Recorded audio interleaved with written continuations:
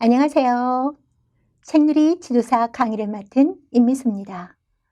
여러분들 책누리 낯선가요? 한번 책누리가 뭔지 한번 볼까요?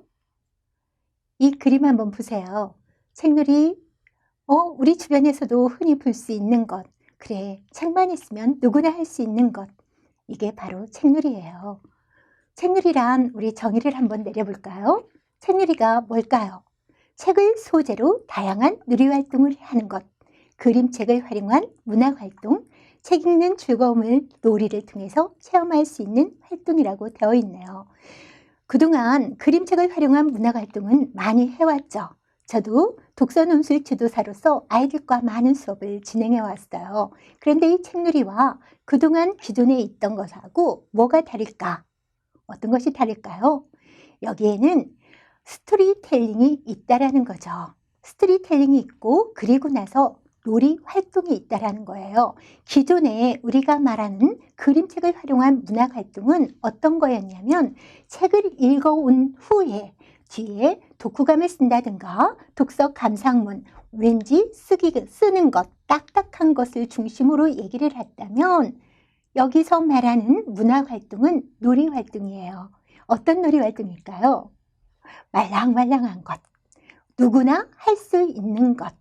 우리 어렸을 때 생각해 보세요. 책을 펼치면서 저는 초등학교 때 생각하니까 어떤 것이 떠오르냐면 친구하고 이것도 책놀이에요. 그냥 책을 쫙 펼쳐서 사람이 누가 많은 사람과 펼친 쪽이 누가 많이 나왔나 사람 수를 세서 하는 것. 이런 것도 책놀이에요. 우리가 책놀이 하면 책을 읽고 거기에 나오는 것을 뭔가를 열어가고 겪어가고 하려고 하는데요. 그게 아니라 그것도 물론 책놀이지만 책놀이라는 자체는 그냥 책으로 집을 지어요. 책으로 징검다리를 만들어요. 책으로 높이 쌓아요. 이것도 하나의 책놀이죠. 책놀이는 책하고 모든 것들을 다 할 수 있어요. 예전 같으면 책놀이 할 때 예를 들어서 바닥에다 놓고 우리 징검다리 놀이 해보자 라고 해서 책을 밟았다면 어른들한테 아주 야단 맞았겠죠. 어찌 감히 책을 밟을까? 그런데 우리는 책놀이는 이제는 책이 홍수예요. 너무 많아요. 그렇게 책이 귀하던 시절에는 그럴 수 있었지만 지금은 아니거든요. 그래서 우리가 책하고 가깝게 갈 수 있는 거라면 모든 것들이 놀이활동으로 될 수 있겠죠. 그래서 우리 아이들하고 책놀이는 여러분도 누구나 할 수 있겠죠. 책만 있으면 거기에다가 여러분들이 책과 친해질 수 있는 마음만 있으면, 그래서 책놀이 지도사는 누구나 할 수 있는 이야기다 라고 저는 감히 말씀드릴 수 있어요. 여기서 그림책 스토리텔링과 놀이활동이라고 했는데 이 그림책을 중심으로 우리는 수업을 진행할 거예요. 그러면 왜 책놀이가 뭐 때문에 이렇게 요즘 핫하게 곽광을 받고 있을까 생각을 했더니 책놀이는 뭐예요? 여러분들, 우리 아이가 집에 있다. 그러면 우리 부모님들은 책을 보기를, 책을 많이 읽기를 원하잖아요. 그런데 생각해봐요. 저부터도 책이 재미없으면 안 읽어. 여러분들 어른 책 많이 읽나요? 왜 안 읽어요? 바빠서요? 재미없어서? 그래요. 우리 아이들은 바빠서가 아니라 재미없으면 안 읽어요. 그러면 우리가 어떻게 해야 될까요? 책놀이 지도사가 책을 재미있게 읽어줘야 되겠죠. 책놀이의 목적이 뭐예요? 책에 친근감을 줘서 독서 습관을 형성하게 만들어주는 거예요. 책에 친근감을 주기 위해서는 어떻게 해야 될까요? 놀이가 되어야 되죠. 책 읽기는 곧 책놀이고 책놀이는 즐거움이에요.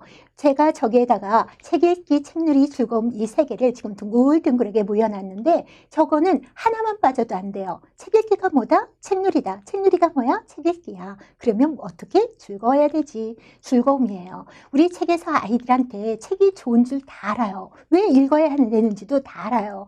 그런데도 재미가 없으면 안 되죠. 그죠? 그러니까 재미있게 우리는 놀이활동을 통해서 책도 재미있게 읽어주고 놀이활동도 재미있게 하고, 그리고 우리 놀이는 어때요? 놀이라는 것은 어떤 구속을 받지 않잖아요. 놀이 자체가 어때요? 우리 놀자 하면 즐겁죠? 그래서 책이 놀이가 되어야 된다라고 해서 책놀이의 목적을 꼼꼼히 생각해 보세요. 책에 친근감을 주어서 좋은 독서 습관을 만들어요. 우리 친근감을 주기 위해서는 여러분과 제가 앞으로 부단히 노력을 해보자고요. 그럼 책놀이라는 개념을 알았죠. 조금 구체화시켰죠. 그러면 여러분들은 책놀이 지도사 관심이 있어서 이 자리에 왔잖아요. 책놀이 지도사란 어떤 사람일까요? 누가 해야 될까요? 저는 누구나 다 할 수 있다라고 생각해요. 책을 소재로 창의적인 놀이활동을 지도할 수 있는 능력을 갖춘 사람이라고 되어 있는데, 능력을 갖추었다라는 것은 어떤 거예요? 우리는 능력을 키우면 돼요. 능력을 처음부터 갖출 수는 힘들거든요. 그러면 우리 어떻게 해요? 저도 이 자리에 섰지만 제가 이 자리에 설 수 있었던 것은 여러분보다 조금 더 일찍 이런 일에 종사를 했기 때문에 앞에 나와서 여러분하고 설 수 있지만, 여러분도 마찬가지겠죠. 여러분들은 능력을 갖춘 자가 아니라 능력을 갖출 수 있는 사람이에요. 그래서 갖출 사람이 갖춘 사람으로 변하게 하는 것이 바로 책놀이 지도사라고 얘기를 할 수 있어요. 여러분과 저하고 만나면 책을 소재로서 다양한 창의 활동을 이제 펼쳐볼 거예요. 다양한 창의 활동을 펼치면서 어떻게 거기에다가 여러분들이 정말 우리 아이들에게 재미를 줄 수 있는 그런 능력 있는 지도자가 될 수 있도록 해야 되겠죠. 책놀이 지도자의 자질에 보면 제가 여기는 사실 여러 개 써놨지만 저거 다 무시하고요. 무시한다는 것보다도 물론 저거 다 수용해야 돼요. 그런데 거기에서 저는 딱 두 가지만 얘기를 한다면, 일단 첫째는 어린이를 사랑하는 마음이 있어야 돼요.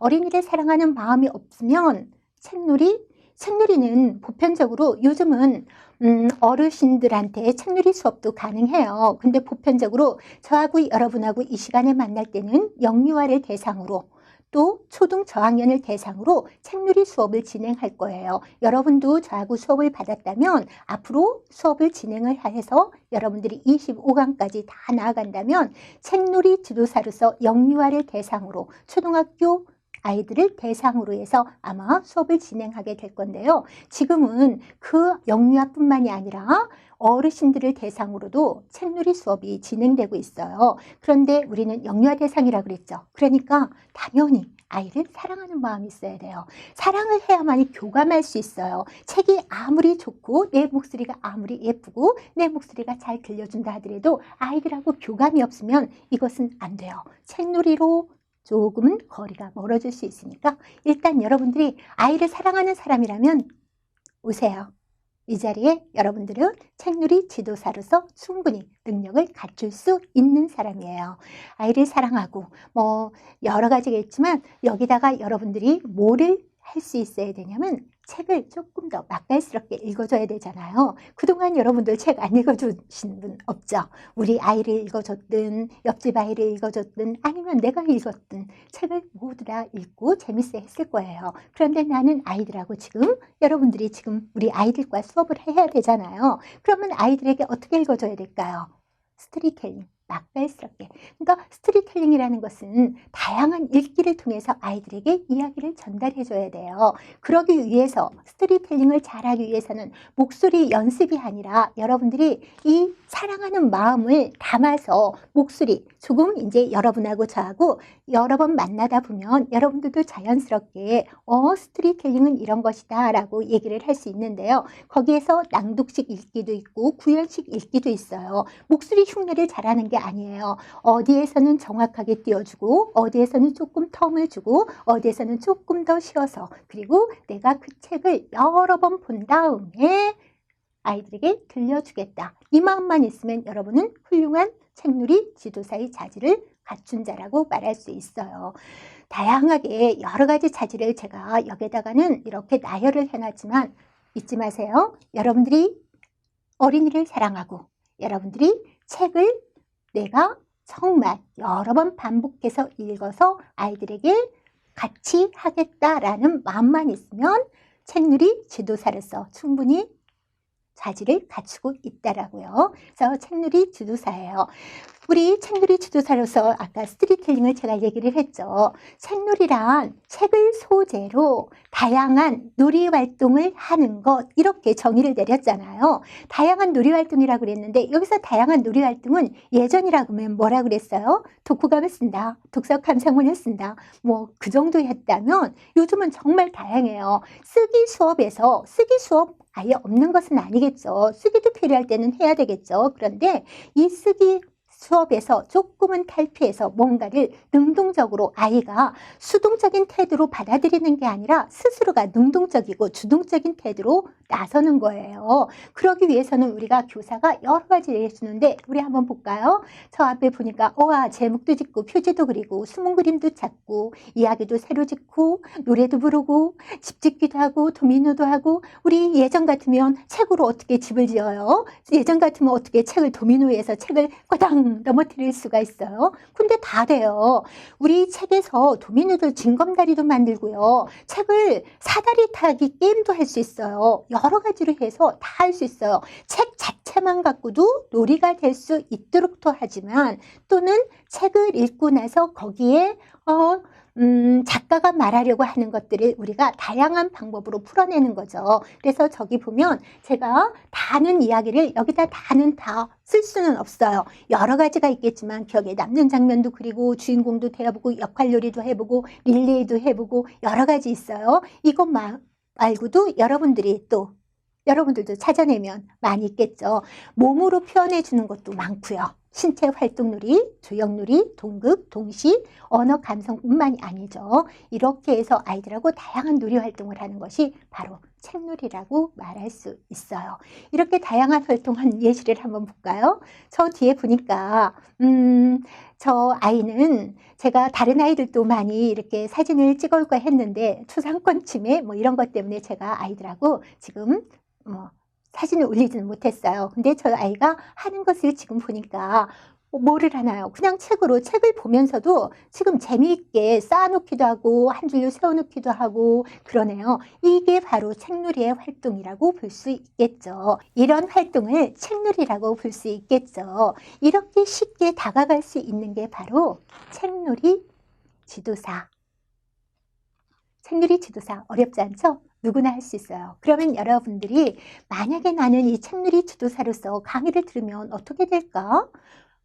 어떻게 되긴요? 여러분들도 이 자리에 설 수도 있고요. 아니면 이 자리에 서지 않으면 어때요? 여러분들이 내 아이의 책을 읽어주기는 방법만으로도 이미 여러분들은 수고의 대가 내가 노력한 결과를 얻을 수가 있죠. 아이들하고 책을 하나 선물해 준다라는 거, 책을 하나 들려줘서 그 아이가 정말 가슴속에 깊이 자리매김을 할 수 있다고 생각해 보세요. 얼마나 뿌듯한 일이에요. 의 아이들하고 같이 책놀이를 수업을 통해서 여러분들도 한 걸음 다가가서 여러분들 마음의 양식을 찾을 수가 있잖아요. 여러분들도 자곡자곡 하나씩 갖출 수 있고요. 여러분들이 앞으로 나아간다면 조금 더 여러분들이 노력을 한다면 주변에 책놀이 지도자로서 활동할 수 있는 공간은 많이 열려 있어요. 요즘은 책이 홍수예요. 그림책이 여기저기 많이 나와 있죠. 책이 너무 많아요. 근데 책장에다가 그대로 책에 꽂아놓고 책을 보지 않는다면 그건 아무리 비싼 돈을 주고 샀다 하더라도 사장되고 마는 거잖아요. 먼저 시작하세요. 우리 아이부터 아니면 이웃 아이부터 모아놓고 그렇게 시작하면 여러분들은 책놀이 지도사로서 앞으로 나아갈 수 있는 방법이에요. 그렇게 해서 자곡자곡 다져진다면 다른 여러 군데에서 여러분들을 갈 수도 있겠죠. 그렇게 해서 책놀이 수업을 진행하는데요.